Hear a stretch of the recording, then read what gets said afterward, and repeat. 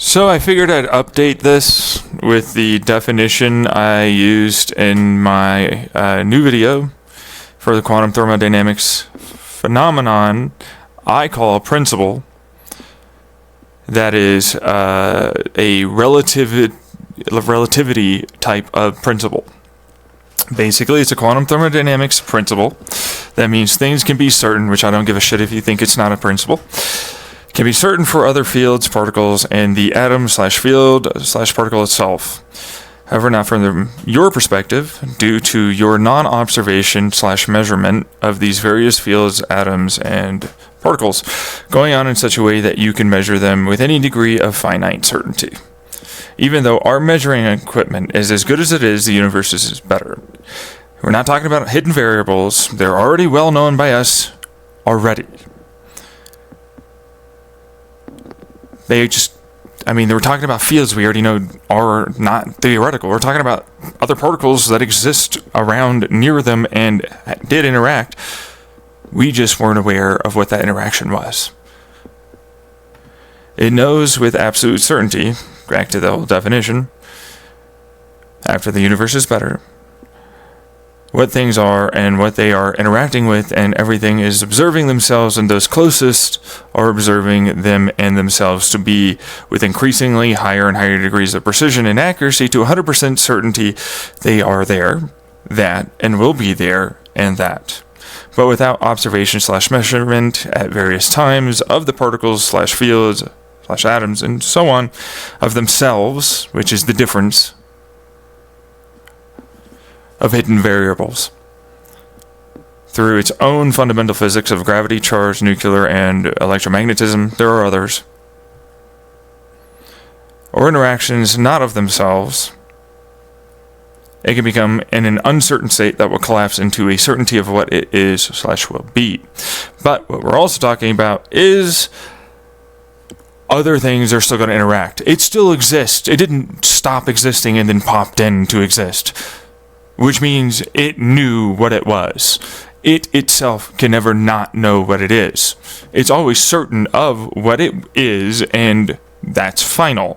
It can be placed into a chaotic setup that makes it such that it is not quite certain where it will land. But because of the interactions as it's falling back into its wave functional collapse, for even itself, even with all things not observing, which is impossible,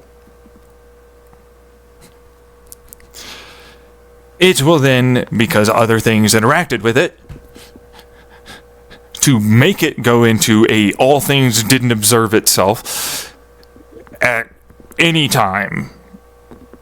That's not possible. It's just not.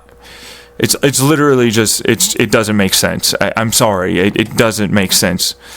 Anyone that tells me that, in itself cannot be observing itself, and I'm like, then it wouldn't be a atom or a particle or existing in the first place. Which is the whole thing. It's like, and it's in a non-existent, kind of could go back to nothing, non-existent area. And then it could maybe go back up to an existent point and will have the ability to interact with even us should we get the technology to get there. That's gray hole theory. That's my gray hole theory.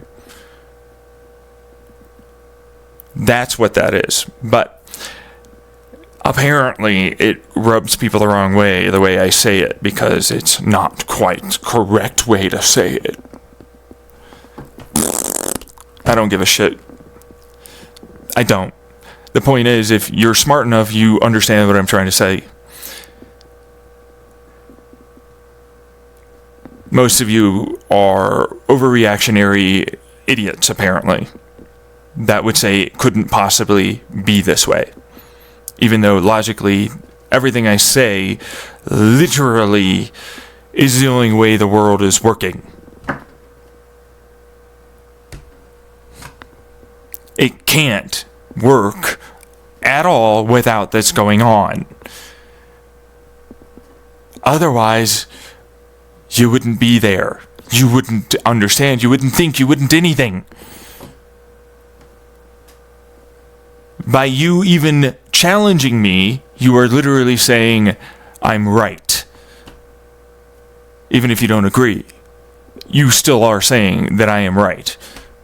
And you agreeing is still agreeing. Bye.